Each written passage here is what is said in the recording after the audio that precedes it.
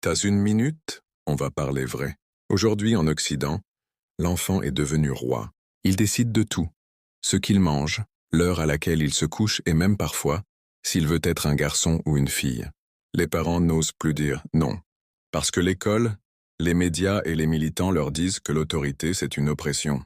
Et puis, il y a trop de lois, soi-disant, pour protéger l'enfant.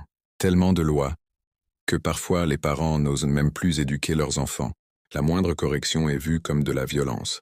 Une parole sévère devient de la maltraitance. Résultat, des enfants rois, mais fragiles. Chez nous, un enfant, c'est un enfant. Il ne décide pas de choses qu'il ne comprend pas. Dis-moi, comment un enfant de 8 ans qui croit encore au Père Noël peut savoir qu'il veut bloquer ses hormones? On dit qu'un enfant n'a pas le droit de consentir à une relation sexuelle parce qu'il est trop jeune pour comprendre. Et c'est normal. Mais ce même enfant serait assez mûr pour décider de changer son corps pour la vie? Ça n'a aucun sens. Les bloqueurs d'hormones, ce n'est pas des bonbons.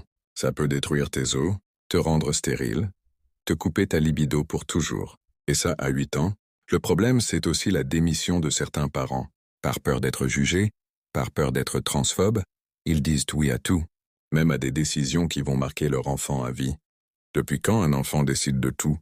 Est-ce qu'on lui laisse choisir s'il va à l'école, ou s'il va se coucher à minuit tous les soirs? Non, parce qu'on sait que l'enfant n'est pas prêt à tout décider.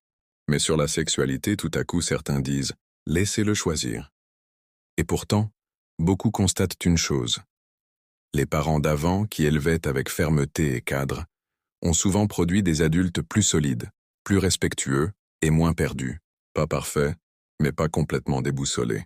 Aujourd'hui, sous prétexte de protéger l'enfant, on le laisse décider de tout. Et on oublie que l'éducation, ce n'est pas plaire à l'enfant, c'est le préparer à affronter la vie. C'est la plus grosse contradiction de l'Occident. Parce que si un enfant ne peut pas consentir au sexe, il ne peut pas non plus consentir à détruire ou modifier son corps. L'Occident veut nous dire que c'est la liberté. Moi, j'appelle ça une expérimentation sur des enfants. Et après, ces mêmes gens viennent nous donner des leçons de morale? Si t'es encore là, c'est que t'as pas peur des vraies questions. Abonne-toi, ici on parle sans tabou.